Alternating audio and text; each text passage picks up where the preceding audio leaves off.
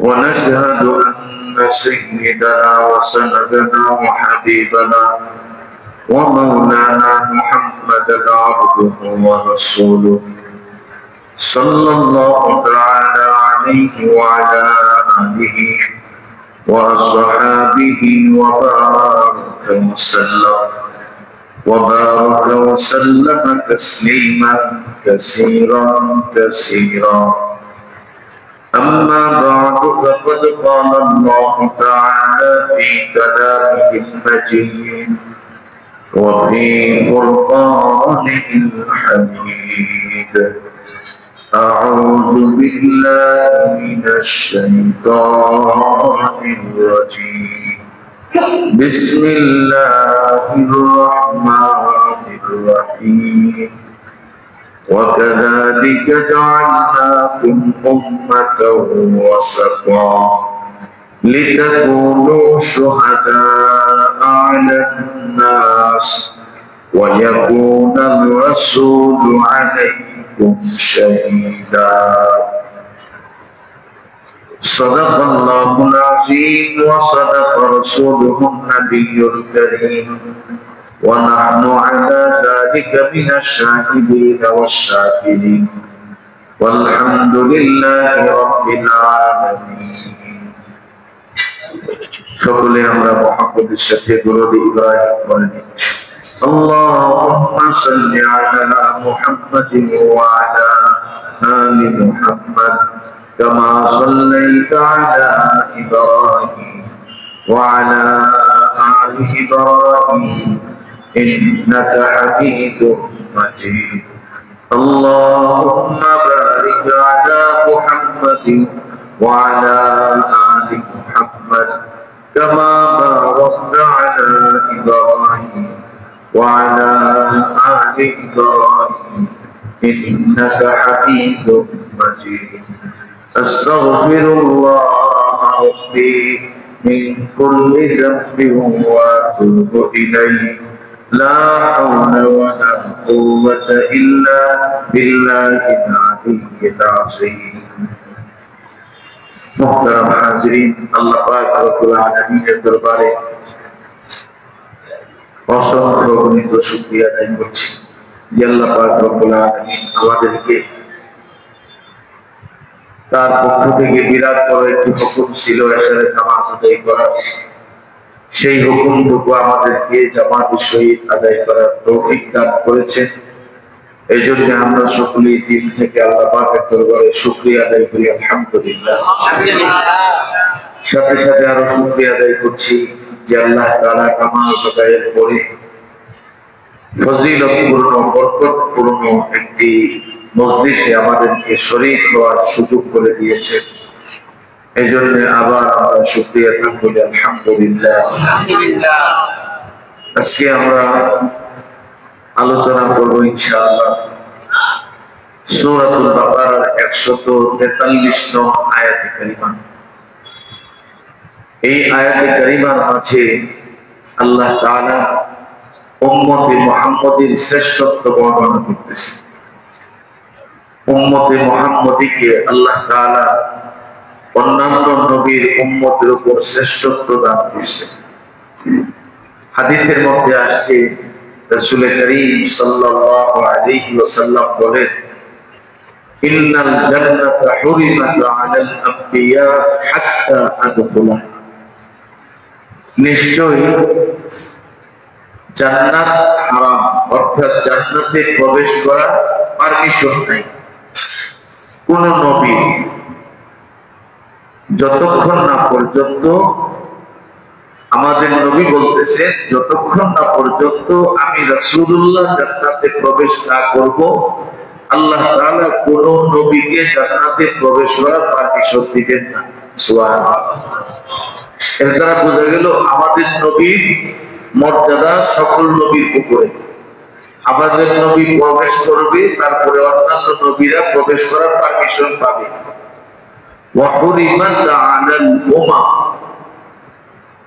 وحرمت على الأمم حتى تدخلها أمتي।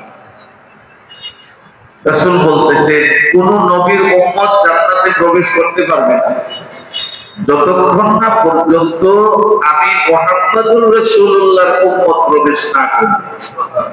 এর দ্বারা বোঝা যাচ্ছে যে আমাদের নবীর যেমন অন্যান্য নবীদের উপরে শ্রেষ্ঠত্ব আছে, আমরা যে উম্মতে মুহাম্মদী আপনাদেরও একটা শ্রেষ্ঠত্ব আছে অন্য নবীর উম্মতের উপরে। এই হাদিস থেকে আমরা একটা জিনিস স্পষ্ট ভাবে বুঝতে পারলাম যে আমি আপনি আজকে যে এখন পৃথিবীতে আসছি এবং অবস্থান করতেছি, আমাদেরকে আল্লাহ তাআলা স্পেশাল একটা মর্যাদা দিয়েছে, সেটা হলো উম্মত হিসেবে, অর্থাৎ আখিরি জামানার পয়গম্বরের উম্মত হিসেবে আলাদা একটা স্পেশাল মর্যাদা আল্লাহ তাআলা আমাদেরকে দান করেছেন। সুবহানাল্লাহ।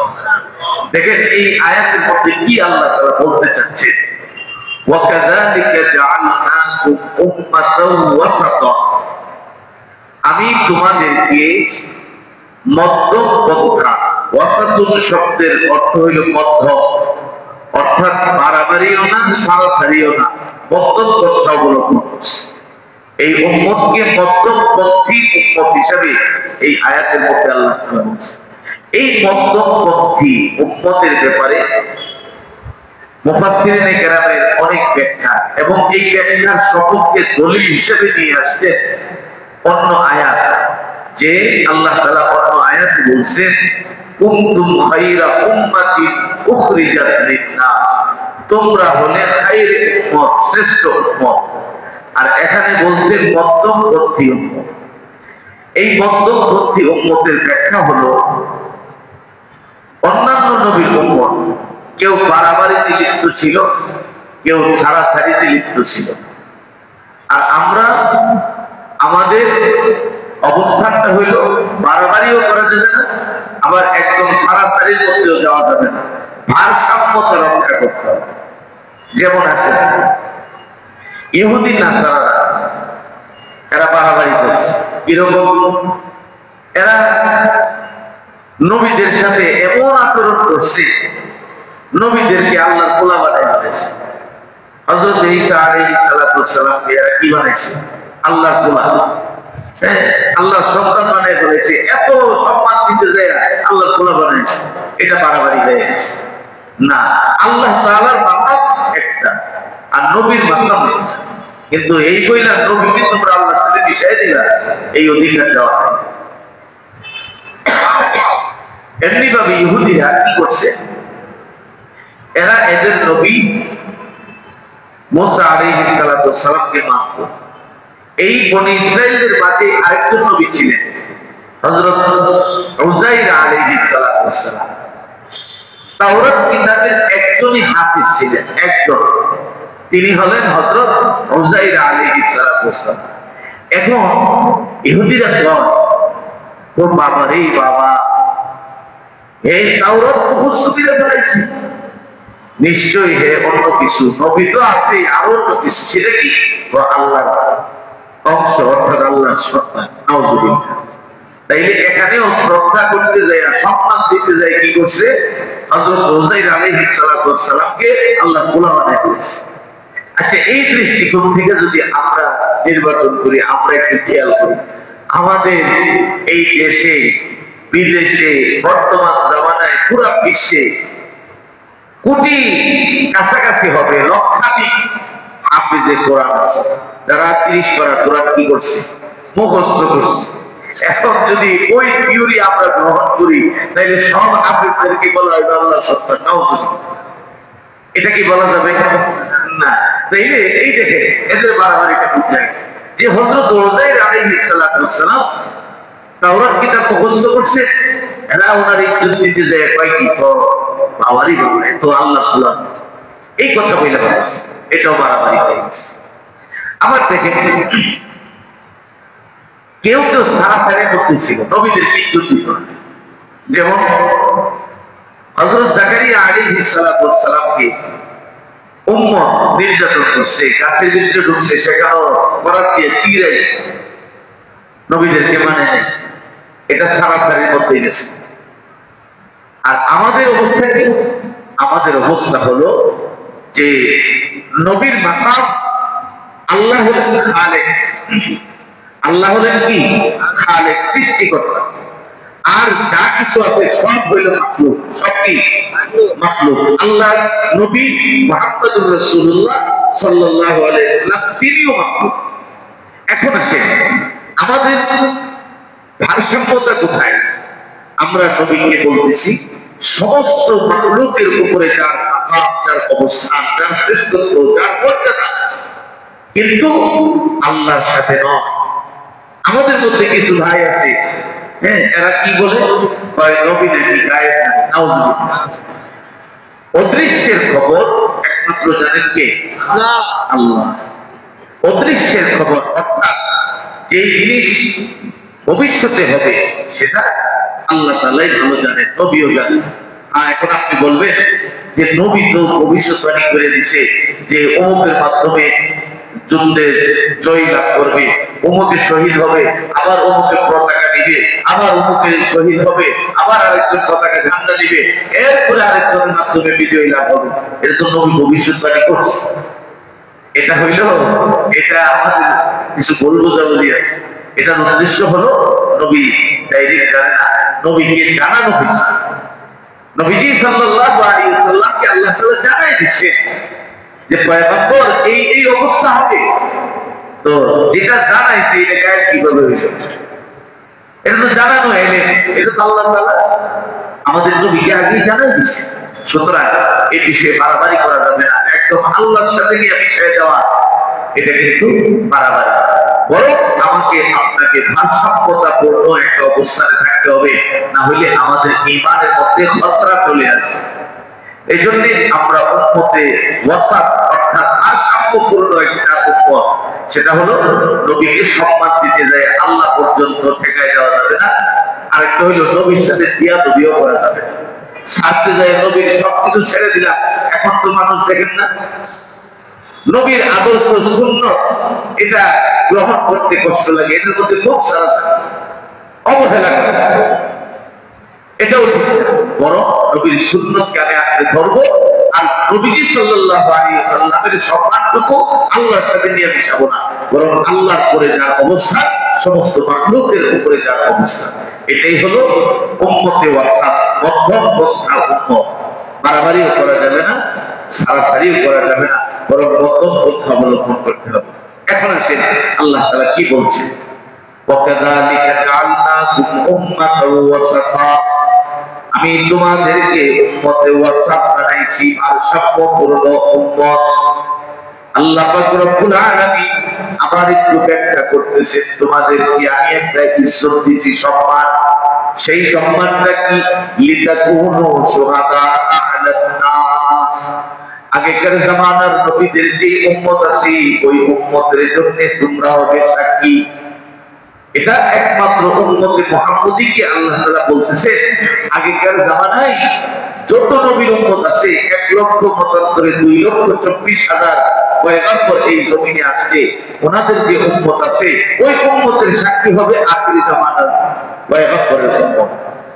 আচ্ছা, সাক্ষী তো সেই যে নাকি দেখে এই হাজার হাজার বছর আগে কি ঘটছিল আপনি আমি দেখছি, কি বলে দেখছি?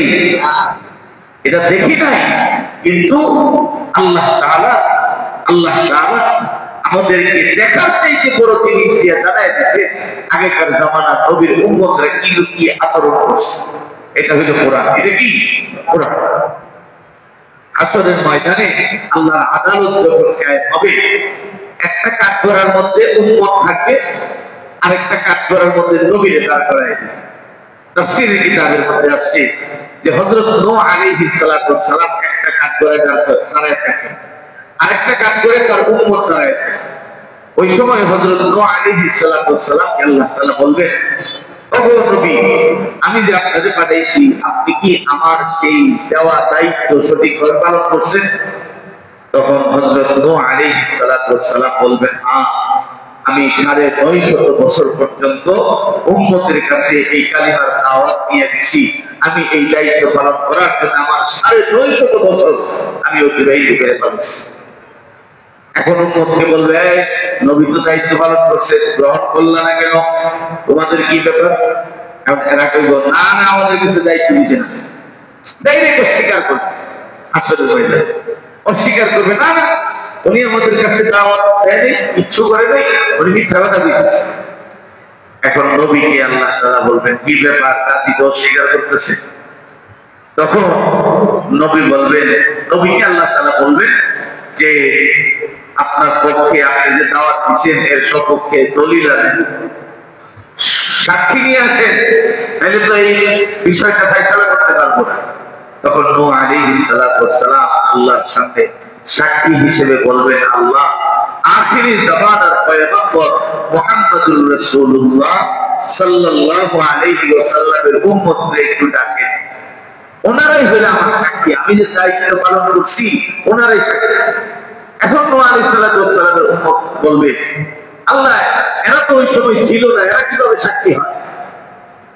এরা তো ওই সময় ছিল না, যে দেখে নাই সে কিভাবে সাক্ষী হবে?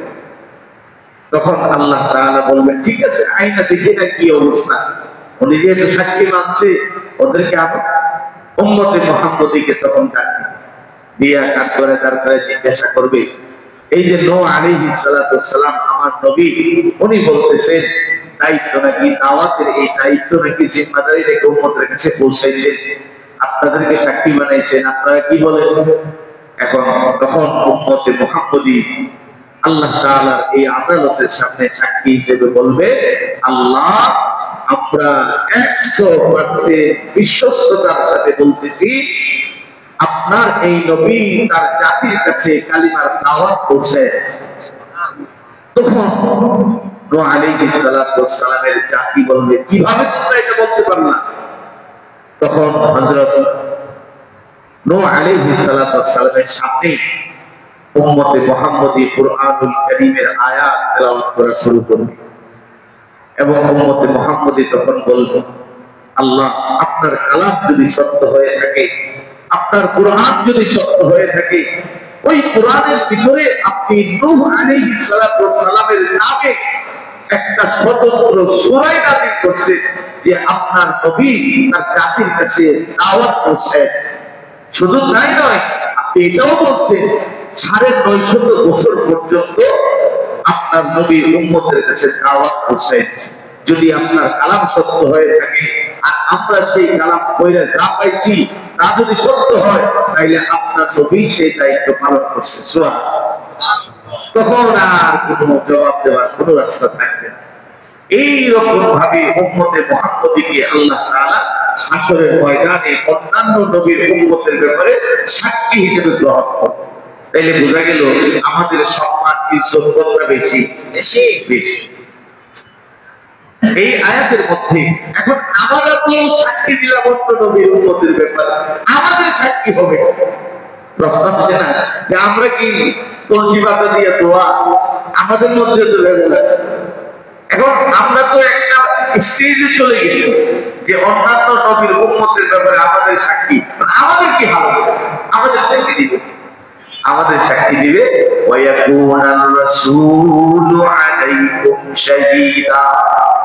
আল্লাহ পাক রব্বুল আলামিন বলেন, তোমাদের সাক্ষী হবে তোমাদের রাসূল। দুনিয়ার মানুষ ভালো করে শুনেন, এই যে আমরা আজকে এখানে বসলাম, দ্বীনের সাথে বসলাম, ইসলামের কথা শুনতেছি, কোরআনের কথা শুনতেছি, আমলনামা লেখা হইতেছে, ওই আমলনামার মধ্যে ভালো মন্দ সব লেখা থাকবে। হাসরের ময়দানে যে আমার নবীকে বেশি ভালোবাসবে, যে আমার নবীর সুন্নতকে মহব্বত করবে, যে তার জীবনের প্রত্যেকটা কাজকে সুন্নত মোতাবেক করার চেষ্টা করবে, হাসরের ময়দানে আমরা হয়তো 1450 বছর পরের উম্মত হইতে পারি, নবীকে দেখি নাই, কিন্তু হাসরের ময়দানে নবী আপনি আমাকে আপনাকে সবাইকে চিনা ফেলবে। কারণটা কি? কারণটা কি? হযরত আয়েশা সিদ্দিকা রাদিয়াল্লাহু তাআলা আনহা বলেন, ওগো নবীজি, কিয়ামত পর্যন্ত আনেওয়ালা যত উম্মত আছে তাদেরকে আপনি হাসরের ময়দানে আপনার প্রিয় উম্মত হিসেবে চিনবেন কিভাবে? যে তারা আপনার সাথে খুব মহব্বত রাখতো, আল্লাহর নবী বলেন, ও আয়েশা শুনো, আমাকে যারা ভালোবাসে, আমার সুন্নতকে যারা আঁকড়ে ধরে রাখে, 5 ওয়াক্ত নামাজ সঠিকভাবে ওযু করে পবিত্রতা অর্জন করে আদায় করে, আল্লাহ পাক রব্বুল আলামিন তাদের ওযুর যে অঙ্গগুলো আছে হাসরের ময়দানে এই অঙ্গগুলা মানুষের মধ্যে ঝলমল করতে থাকবে। সুবহানাল্লাহ। কেমন ঝলমল করবে? হাদিসের মধ্যে আসছে বিরাট বড় ঘোড়ার পাল আসতেছে, অনেক হাজার হাজার লক্ষ লক্ষ ঘোড়া। ওই ঘোড়াগুলোর মধ্যে কিছু কিছু ঘোড়ার কপালের মধ্যে সাদা শুভ্র একটা দাগ আছে, ওইটাকে বলা হয় কুররাত মুহাজ্জালিন। ওই শুভ্র ওয়ালা ঘোড়াগুলো যখন কালো ঘোড়ার মধ্যে থাকবে, ওই ঘোড়াগুলোকে যেভাবে চিনা যাবে, উম্মতে মুহাম্মদীকে হাসরের ময়দানে কোটি কোটি উম্মতের মধ্যে তাদেরকেও আমি রাসূলুল্লাহ ওইভাবে চিনা ফেলবো। তাদের ওযুর অঙ্গ প্রত্যঙ্গগুলো ওইরকম ভাবে চমকাইতে থাকবে। নবীজি সাল্লাল্লাহু আলাইহি ওয়াসাল্লাম বলেন, ওই দিন আমি আমার উম্মতের ব্যাপারে আল্লাহর কাছে সুপারিশ করব, সাক্ষী হয়ে যাব। আমার উম্মত যে আল্লাহর বিধান পালন করার জন্য, আমার সুন্নতকে আঁকড়ে ধরার জন্য নিজেকে উৎসর্গ করছে, এটাই তার সবচেয়ে বড় প্রমাণ। সুবহানাল্লাহ। এজন্য ওযু করার ক্ষেত্রে খুব গুরুত্ব দিয়ে ওযু করবেন। আমরা কি করি মাঝে মধ্যে ওযুখানে গিয়ে কোনো রকম নামাজ ছুটে দিতেছে, আরে আমার ওযু যদি না হয় নামাজ হবে। এই যে তাড়াহুড়া জিনিসটা কোনোটাই ভালো না। আজকে আপনাদের কাছে একটা মাসালা, এই মাসালাটা একদিন জুমার সময় করব, এটা খুব জরুরি। আমরা করি কি, দোকান বন্ধ করে একটা দৌড় মারি, দাঁড়ায় কোন রকম উজু করে আরেকটা দৌড় দিয়ে আয়া কোন রকম মনে হয় যে মাথার মধ্যে কয়েক মনের একটা বোঝা আছে, এটা ফালাই দিন, এরকম না। আপনি ধীরে সুস্থির উজু করবেন, কারণ আপনার যদি পবিত্রতাই অর্জন না হয়, আসারও শেষটা দিবেন, নামাজ কবুল হবে। তাইলে পবিত্রতা অর্জন করা নামাজের জন্য পূর্ব শর্ত, এটা যেন কোনো ধরনের অসুবিধা না হয়। সুন্দর করে উযু করবেন, ইতমিনানের সাথে সুন্দর করে উযু পবিত্রতা অর্জন করবেন, এরপর দৌড় মারিয়ে, এটা ঠিক না। দৃঢ় সুস্থিরে আসে, আয়েশা জামাতে শরীক খুব তাকবীরের সাথে, তাড়াহুড়ার কিছু নেই। যদি আয়েশা দেখেন ইমাম সাহেব রুকু থেকে দাঁড়ায় গেছে, সেজদায় চলে গেছে, এখন আমি তো ওযু করে আসলাম, আস্তে আস্তে আমার লেট হয়েছে, আপনি আল্লাহু আকবার বলে একটু ধীরে সুস্থিরে এরপরে আপনি ডাইরেক্ট সেজদায় চলে যান। ডাইরেক্ট কোথায় চলে যাবেন? সেজদায়। এটা আপনার এক রাকাতের মধ্যে অন্তর্ভুক্ত হবে না, বরং এখন যে দুইটা সেজদা দিলেন, এটা বাড়তি দিলেন। এটা কি দিলেন? বাড়তি, অতিরিক্ত দিলেন। তো অতিরিক্ত যদি আমি আমার রবকে সেজদা দিই, অসুবিধা আছে না? অনেকে আছে করে গায়ে গায়ে ইমাম সাহেব চলে যায়, পরে আমি আল্লাহ মানে বেশি চালাক। আসলে এটা ঠিক না। আমি যখন যে হালতে ইমাম সাহেবকে পাবো, ওই হালতে আমি এসে কি হয়ে যাবো? শরীক হয়ে যাবো। তাইলে আমার যদি দুইটা সেজদা অতিরিক্ত হয়, লস আছে? বড় লাভ। কারণ দুইটা সেজদা আমার কি হয়েছে? বাড়তি অতিরিক্ত হয়ে গেছে, অসুবিধা নেই। তারাও ঘোরা জিনিসটা কোনো জায়গায় ভালো না। এই জন্য মসজিদে আসার ক্ষেত্রে আগের থেকে কিন্তু প্রস্তুতি নিয়ে নেন না। আজানটা কেন দেওয়া হয়? আজানটা কেন দেওয়া হয়? আপনাকে প্রস্তুতি নেওয়ার জন্য। আর আমরা করি কি, একামত শুরু হইলে দৌড়াদৌড়ি লাগে। অথচ আজানের মধ্যে বলা আছে হাইয়া আলাস সালাহ, হাইয়া আলাস সালাহ আসেনি? হাইয়া আলাস সালাহ মানে কি? নামাজের দিকে আসো, নামাজের দিকে আসো। আর আমি দোকানে ব্যবসা করে দাম নেই, এই হইলে আমাদের অবস্থা। অথচ আমাদের আদর্শটা হওয়া দরকার ছিল, আজান হয়ে গেছে, আমি শাকল লাগাই দিই, আমি মসজিদে চলে যাব, আয়া উযু করলাম, ধীরে সুস্থিরে মসজিদে ঢুকলাম, সুন্নত আদায় করলাম, এরপরে কোনো তাড়াহুড়া নেই, নামাজ চলতেছে। এটা ছিল আমাদের মূল কাজ। কিন্তু আমরা করছি কি, এটাতে এমন অবস্থায় নিয়ে গেছি, একামত হইতেছে, ওই ছবি দোকানে শাকল লাগিয়ে দৌড়াই গেছে। তখন আইসা এই তাড়াহুড়া খাও, অথচ আমার যে উযু হইল না, এটার অবস্থা। এই জন্য আপনাদের কাছে আমার একটা ইয়ে থাকবে, আবেদন থাকবে, যে আমরা ধীর সুস্থিতে সুন্দর করে উযুটা যেন সহি শুদ্ধভাবে হয়, এদিকে আমরা খেয়াল রাখি। দ্বিতীয় হলো তাড়াহুড়ো করে দৌড় দিয়ে আয়া যেতে যেতে রাত্রে যে হালতেই পাই একদম ইমাম সাহেব সালাত ফিরানোর আগ পর্যন্ত যদি আমি পাইয়া যাই, তাইলে আমাকে আল্লাহ তাআলা জামাতে শরীক হওয়ার যে সওয়াব, এই সওয়াবটুকু আল্লাহ তাআলা দান করবেন। সুতরাং আমি তাড়াহুড়া করে লাভ কোনো দরকার নেই, তাড়াহুড়া করতে যায় আমি যদি কোনো বিয়াদবি করে ফেলি, ওই বিয়াদবি করাটা আমার খুব ক্ষতি। এই বিষয়গুলো মাথায়, এই জন্য বলতেছিলাম ওযুটা যেন ঠিকঠাক ভাবে হয়। এই ওযু যদি সঠিকভাবে কেউ আদায় করে, আর এই আদায় করার পরে সে যদি তাকবীরের সাথে নামাজ আদায় করে, ওই নামাজটা আল্লাহর কাছে বড় প্রিয় নামাজ। হাদিসের মধ্যে আসছে আল্লাহর নবী সরকারে দু আলম একদিন সাহাবীদের সাথে শীতকাল, মানে শীতকাল আসতেছে, গরমকাল গেছে, ওই সময় দেখবেন গাছের পাতাগুলো ধরে ধরে পড়ে, গাছের পাতার গোড়াটা গরম হয়ে যায়। তো রাসূল করিম সাল্লাল্লাহু আলাইহি ওয়াসাল্লাম একটা গাছের ডালের মধ্যে ধরে ঠাকুর দিচ্ছে, মানে পাতাগুলো ঝরঝরে পড়ছে। তো সাহাবায়ে কেরাম জিজ্ঞাসা করলেন, ইয়া রাসূলুল্লাহ, এটার তো কোনো উদ্দেশ্য বুঝলাম। কারণ সাহাবীরা কিন্তু বিভিন্ন প্রশ্ন করতেন জানার জন্য। তো আল্লাহ রাসূল সাল্লাল্লাহু আলাইহি ওয়াসাল্লাম বললেন, এই যে গাছের ঢালে ঝাড় দিলাম, পাতাগুলো যেভাবে ঝরে পড়ছে, কোন ইমানদার মুমিন যদি ভালো করে ওযু করে নামাজটা সঠিকভাবে আদায় করে, তো আল্লাহ তাআলা তার নামাজের পরেই তার গুনাহগুলোকে পাতা দিয়ে এরকম ভাবে ধরে পড়ছে, তার গুনাহগুলোকে ওইভাবে আল্লাহ তাআলা তার শরীর থেকে ধরে ফেলায়। আমি কি দরকার আছে আমাদের ইতমিনানের সাথে নামাজ পড়তে? আবার আমি দেখলাম নামাজের মধ্যে পিছনে নামাজ পড়ে, দেখা গেছে ফরজের সালাম ফিরাইতে দেরি আর দৌড় দিতে দেরি, এমন সামনে লোকে পারলে জুতা দিয়ে গালে লাগিয়ে দিয়ে যায়, মানে জুতা নিচ্ছে বাক্সর থেকে নিয়ে যাইতেছে, যে আরেকজনের যে গালো লেগে গেছে খবর নেই, কাজে লেগে গেছে খবর নেই, এত এটা তো ভাই আমাদের আচরণ হলে চলবে না। কারণ মসজিদ তো শান্তির জায়গা, এখানে মানুষ আসে কেন? একটু শান্তি প্রশান্তি পাওয়ার জন্য, মারামারি করার জন্য মসজিদে আসে, এখানে আড্ডা কাছারি করার জন্য আসে না। কারণ এটা শান্তির জায়গা। আল্লাহর কাছে সবচেয়ে প্রিয় জায়গা হলো মসজিদ, আর সবচেয়ে নিকৃষ্ট জায়গা হলো বাধা। কথা বুঝে আসছে? তো মসজিদে আসছি আমি কিরকম আল্লাহর বান্দা, কিরকম মুসল্লি, যে নামাজের সালাম ফিরে দিতে আমি দৌড়ে দিতে, এই নামাজ পড়তে তোমার বেশি গেছে, এটা তো একটা ফ্যাশন হয়ে আমি দেখি একদিন জমায় বলব, এগুলি আসলে তো এগুলি এমন অবস্থা হয়ে গেছে যে নামাজটা যেন 5 পনের একটা বোঝা মাথায় দিচ্ছে, এটা লেগে নামাজ দাঁড়িয়ে দিচ্ছে, যেই ইমাম সাহেব সালাত পারাইছে ফিরাইছে, এই বোঝা মনে হয় মাথা থেকে সরছে দৌড়ছে। এইরকম জানেন নামাজ, এটা যেন আমার আপনার আল্লাহর সাথে একটা সম্পর্ক তৈরি করার একটা মাধ্যম হয়, এদিকে আমাদের খেয়াল রাখতে হবে। তো যে কথা বলতেছিলাম, আসরের ময়দানে আমাদের নবী আমাদের সাক্ষী হবেন কিভাবে, আমাদেরকে চিনবেন কিভাবে?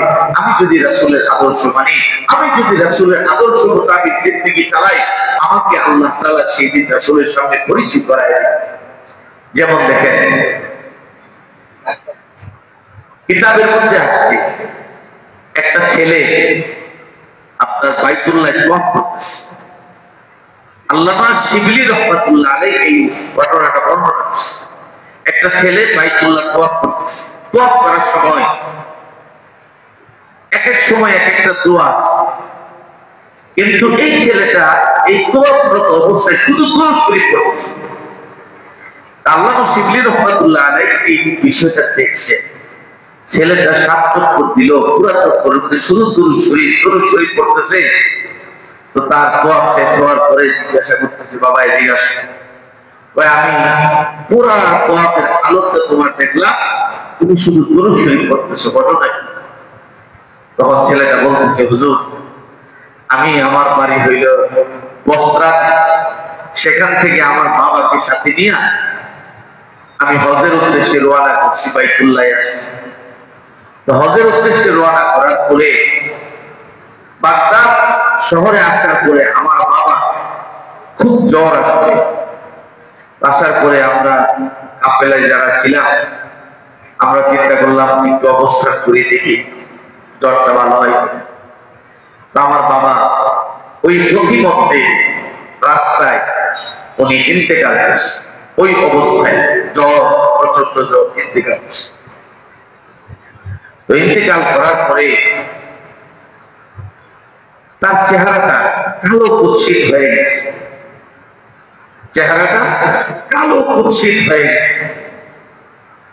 তো আমি আমার বাবার চেহারা এরকম দেখে আমার নিজের কাছে এখন লজ্জা লাগছে যে আমি যে মানুষকে কিভাবে এই চেহারাটা দেখাবো, সবাই তো বলবে যে এটা খারাপ মুখ।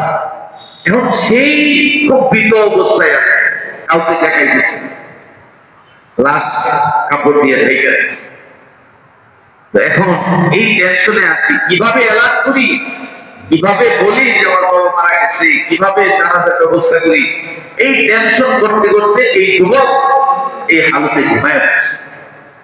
ঘুমানোর পরে সে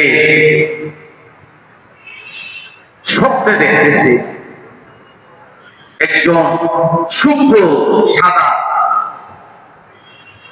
পোশাক পরিহিত, পাগড়ি পরিহিত অবস্থায় একজন লোক এসে তার বাবার চেহারার উপরে মাসাজ করতেছে।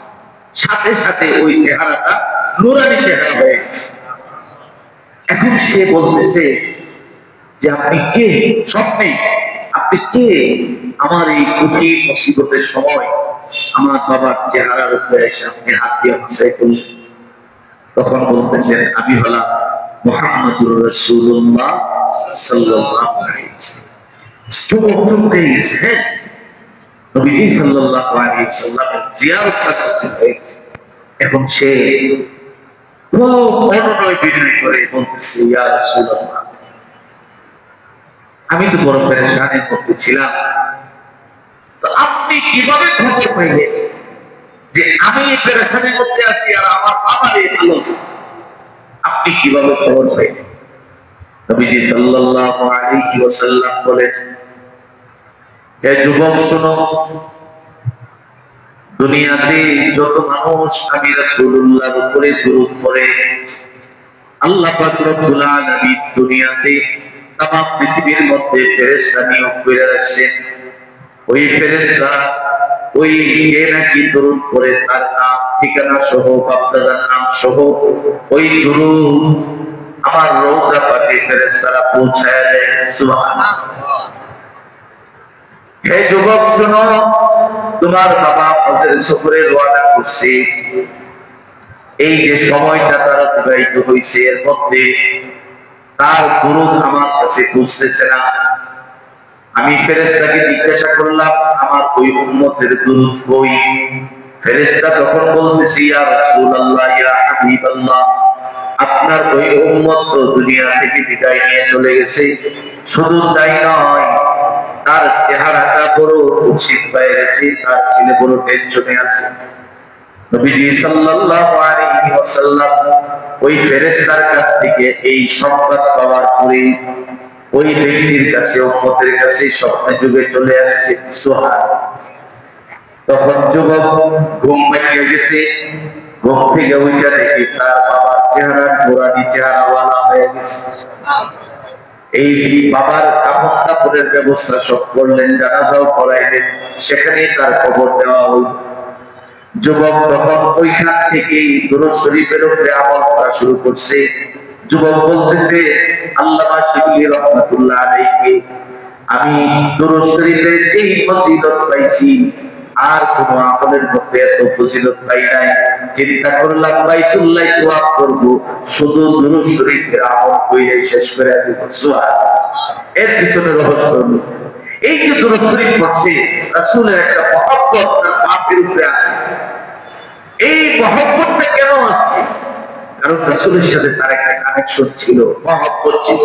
আমরাও যদি ইখলাসের সাথে দুরূদের আমল করতে পারি, আমাদের একটা মহব্বত কানেকশন হয়ে যাবে, যেটা আমার আপনার আজকে হয়তো বুঝতেছেন না, পরকালে গেলে এগুলো আমার আপনার সামনে সেগুলো অনেকটা স্পষ্ট হয়ে যাবে যে যারাই বেশি বেশি দুরূদের আমল করছে তাদের নাজাতের ব্যবস্থা আল্লাহ ওইভাবে করছে। কারণ আল্লাহ তাআলা তার প্রিয় হাবিবকে বেশি ভালোবাসে, আর হাবিবকে যারা ভালোবাসে তাদেরকে আল্লাহ বেশি ভালোবাসে। এজন্য আল্লাহ তাআলা বলতেছেন তোমাদেরকে আমি আল্লাহ উম্মতে ওয়াসাত, মধ্যবর্তী উম্মত বানাইছি এবং পূর্ববর্তী নবীদের উম্মতের সাক্ষী হিসেবে হাসরের ময়দানে তোমাদেরকে উপস্থিত করব, আর তোমাদের সাক্ষী হবে তোমাদের রাসূল। এজন্য ভাই আমরা রাসূলের সাথে বিয়াদবি হয়, রাসূলের সাথে আমার সম্পর্কের মধ্যে ঘাটতি হয়, এমন কোন আচরণ করা যাবে না। কারণ আমি আপনি যে যত কথাই বলি না কেন, দুনিয়াতে যদি মানুষ শান্তি পাইতে চায়, একমাত্র রাসূলের আদর্শ ছাড়া বিকল্প কোনো রাস্তা নেই। আজকে দেখেন আমাদের ঘরের মধ্যে অশান্তি কেন? অশান্তি একটাই যে আমরা রাসূলের সুন্নাত ছেড়ে দিয়েছি, ঘরের ভিতরে গান বাজনা শয়তানি কার্যক্রম চালু করে দিয়েছি, যার কারণে ঘরের ভিতরে সন্তান বাবার সাথে ভালো আচরণ করে না, বাবা সন্তানের সাথে ভালো আচরণ করে না, এক একজন এক এক লাইনে চলতেছে। অথচ আমরা দাবি করি এই নবীর উম্মত, আমাদের আল্লাহ এক, আমাদের কোরআন আছে, আমাদের হাদিসে সব মানি, কিন্তু বাস্তবতা আমরা সেটা গ্রহণ করি।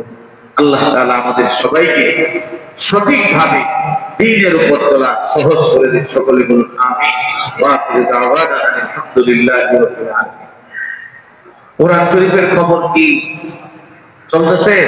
দিয়ে দেয় সে সময় বিভিন্ন ভাবে আপনাকে কোচিং দিবে।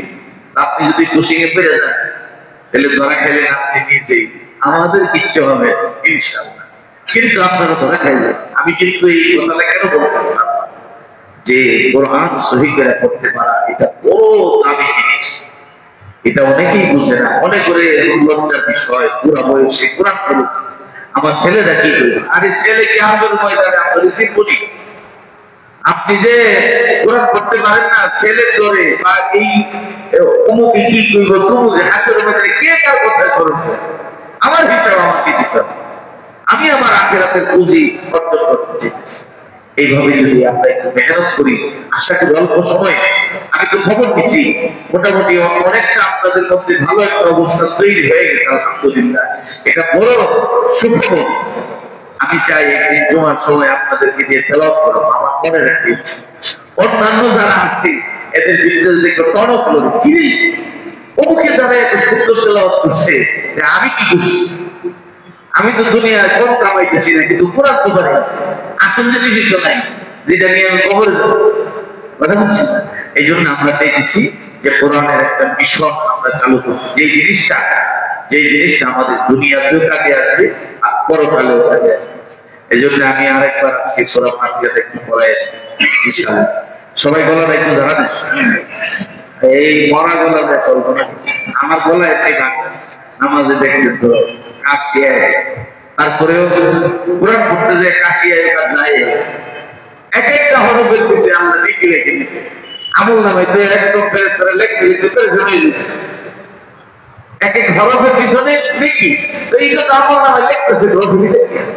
এই জন্য গলাটা আর একটু জানাতে সুন্দর করে মনে করেন যে গরম একটা কফি গেছি, রং সেই দিলাম কফি না দিই, মনে মনে একটা চাকা আর সবার তুইলা মত তুইলা একদম ভুল হোক, মানুষ ভুল করতে করতেই সঠিকটা পায়।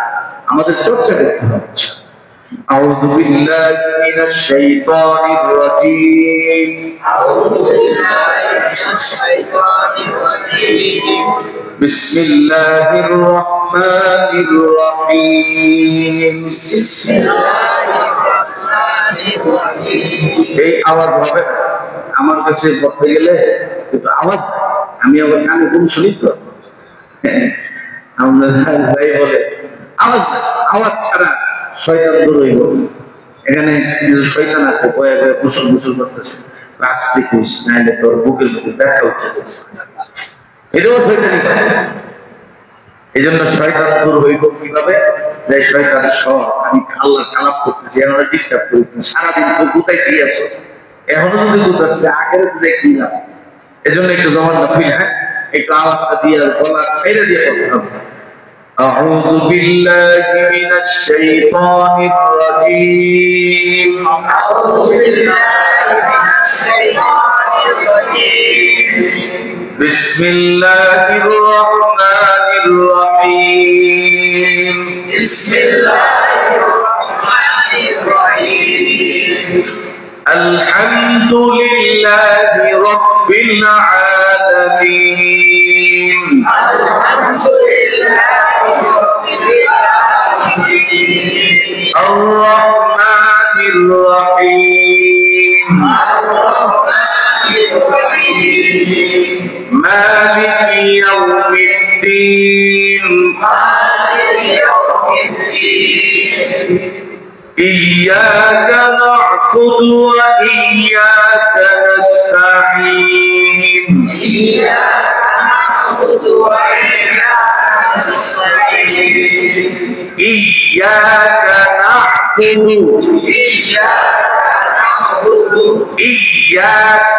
نعبد وإياك نستعين اهدنا الصراط المستقيم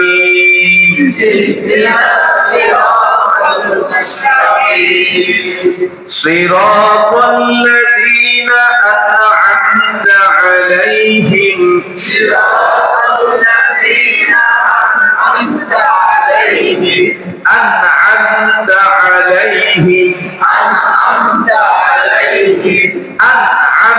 عليهم صراط الذين أنعمت عليهم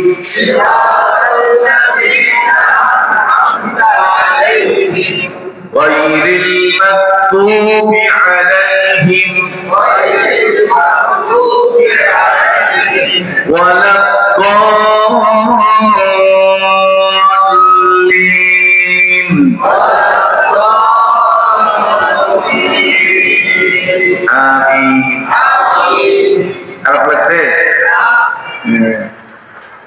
এদের বিলিভি তার উপরে দেখো আজকে যারা আছে আমি কিন্তু আবার বলতেছি আমাদের ক্লাস হইল শনিবার সোমবার বুধবার যারা শরীক হননি এখনো সময় আছে শরীক হয়ে যান মরে গেলে লাফালাফি করলে লাভ হবে তখন যে চিল্লাইলেও কাম ফেরেশতারা মাই কিন্তু একটা মাটির ফেলাই যেন সব পিঠে বলে আমি বারবার দিতেছি শরীক হয়ে যান কোরআনের এই জামাতের সাথে আল্লাহ তাআলা মাফ করার মালি আপনি শেষ বয়সে যায় বলতে পারবেন আল্লাহ দুনিয়ায় অনেক ভুলভ্রান্তি করছি সবই করছি শেষে বুঝাই এসে গেছি কোরআনের ক্লাসে বসে গেছি এখন তুমি কি করবা করো আমার মনের ইচ্ছা আমি কোরআন পড়তে এসেছি এখন এই কোরআন পড়া অবস্থায় আমি আমার দুনিয়া থেকে একবারে আসছি এখন তুমি আমার কি করো আল্লাহ তাআলা তখন আপনাকে একজন হাফেজে কোরআন বলে ঘোষণা করবেন সুবহানাল্লাহ হবে তো নিয়ত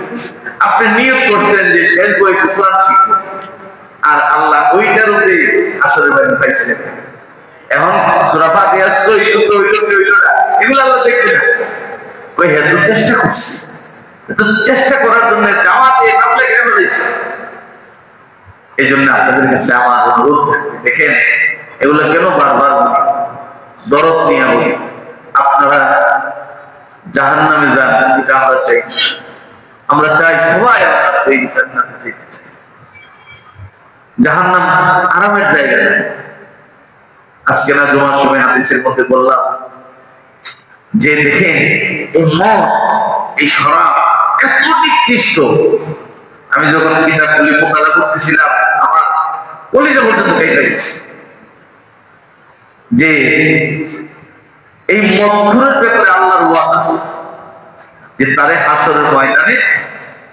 তিনাতুল খবর একটা পানীয় আছে এটা খাওয়াই সাহাবায়ে কেরাম বই পেয়ে ইয়া রাসূলুল্লাহ তিনাতুল খবর এটা আবার কি জিনিস তখন আল্লাহ নবী এর ব্যাখ্যা করছে মুসারাতু মিন আহলিন নার জাহান্নামীদের শরীর থেকে যে পুজ আর পচা রক্ত বের হবে না এগুলোকে পাত্রের মধ্যে নিয়ে ওই মদখুরার শরাবখোরদেরকে আল্লাহ খাওয়াবে নাউজুবিল্লাহ সামান্য একটা পুজ দেখলেই তো আমাদের শরীর কেমন আর এইগুলি ওই মদখুরার শরাবখোরদের খাওয়াবে এই জন্য বলতেছিলাম যে জাহান্নাম আরামের জায়গা দুনিয়ায় মানুষ যেভাবে চলতেছে মনে করে যে এটাই বুঝি অনেক কিছু না যে মরে গেছে সে যদি আইসা আমাদেরকে কবরের আলোক জানাইতে পারতো তাহলে প্রত্যেকটা মানুষ সোজা হয়ে যেত কিন্তু এটাই হলো পরীক্ষার পথ আল্লাহ সব জানাই দিছে কোরআন হাদিসে সব বলে দিতেছে যে সঠিকভাবে চলো ঈমানের উপরে চলো ইসলামের উপরে চলো আমার নবীর আদর্শ মোতাবেক চলো সব বলে দিছে এরপরে আমরা মানি না এটাই হলো পরীক্ষা। যারা মানছে তারা কামিয়াব হয়ে গেছে, আর যারা মানে নাই তারা ধরা গেছে। তো যাই হোক, আপনাদের কাছে আমার মূল আকুল আবেদন যে সময়, এই সময়টা বেশি না, পরে ঘন্টা সময় একটু কোরআনের সাথে দিবেন। ছাত্র বলে কইমা দিতেছে, শুনলাম কইমা দিতেছে নাকি? পাবে নাই? ইনশাল্লাহ পারবে, ইনশাল্লাহ পারবে। আপনারা একটু শরীর হয়ে, আমি কিন্তু এই কথাটা দিলের থেকে বলছি, আপনারা শরীর হইবেন, ইনশাল্লাহ দেখবেন আল্লাহ তাআলা আপনাদের জান মাল সবকিছুর মধ্যে বরকত দিবেন ইনশাআল্লাহ। আল্লাহ আমাদের সবাইকে কোরআনের প্রেমিক হিসেবে কবুল করুন, আমিন। আলহামদুলিল্লাহি রাব্বিল আলামিন, والصلاة والسلام على سيد الأنبياء والمرسلين وعلى آله وأصحابه أجمعين. ربنا ظلمنا أنفسنا وإن لم تغفر لنا وترحمنا لنكونن من الخاسرين. ربنا فاغفر لنا ذنوبنا وكفر عنا سيئاتنا وتوفنا مع الأبرار. يا غفار الذنوب اغفر ذنوبنا، يا ستار العيوب استر عيوبنا. رب العالمين মেহেরবানি করে আমাদের জীবনের সমস্ত গুনাহগুলো মাফ করে দিন আল্লাহ। আমরা বড় গুনাহগার, আমাদের মতো গুনাহগারী জমিনের মধ্যে আর কেউ নাই আল্লাহ। মেহেরবানি করে আমাদের জিন্দেগীর গুনাহগুলোকে আপনি মাফ করে দিন রব্বুল আলামিন। আমাদের এই মজলিসকে আপনি কবুল করে নিন আল্লাহ। আমাদের সবাইকে আপনি হাসরের ময়দানে কুরআনুল কারীমের আশিক হিসেবে কবুল করে নিন। হাসরের ময়দানে কুরআন যাদের ব্যাপারে সুপারিশ করবে আল্লাহ, ওই জামাতের মধ্যে আমাদের সকলের নামটা আপনি উঠাইয়া দিয়েন রব্বুল আলামিন। আল্লাহ মরণ পর্যন্ত যেন ঈমান আর নেক আমলের সাথে কোরআনের সাথে থাকতে পারি, সেই তৌফিক আপনি আমাদেরকে দান করে দিন ইয়া আল্লাহ। আমাদের আব্বা আম্মা যারা অন্ধকার কবরে শুয়ে আছে তাদেরকে আপনি মাফ করে দিন, তাদের কবরটাকে জান্নাতের বাগান বানিয়ে দিন। আমাদের মধ্যে অনেকেই অসুস্থ আছে, সবাইকে শিফা দান করে দিন আল্লাহ। আপনার কালামুল্লাহ শরীফ কুরআনুল কারীমের তেলাওয়াত শেখার জন্য আপনার মায়ার বান্দারা মেহনত করতেছে, মেহনত করা শুরু করে দিয়েছে আল্লাহ। তাদের সিনাটাকে কোরআনের জন্য আপনি কবুল করে দিন আল্লাহ। প্রত্যেকটা মায়ার বান্দাদেরকে আপনি সহি সুন্দরভাবে কোরআন শিখার তৌফিক দান করে দিন আল্লাহ। তাদের জবানের জড়তাকে আপনি দূর করে দিন। আপনার কালামুল্লাহ শরীফের সাথে যেন মহব্বত নিয়ে কবরে যেতে পারে সেই তৌফিক আপনি সবাইকে দান করে দিন রব্বুল আলামিন। আল্লাহ মেহেরবানি করে আপনার কাছে শেষবারের মতো ফরিয়াদ, যখন আমরা জমিন থেকে বিদায় নিয়ে চলে যাব আল্লাহ, ওই মুহূর্তে আমাদের সবাইকে আপনি ঈমান নসিব করে দিয়েন। বেঈমান কাফের মুনাফিক মুশরিক বানাইয়া অন্ধকার কবরে কাউকে আপনি নিয়েন না।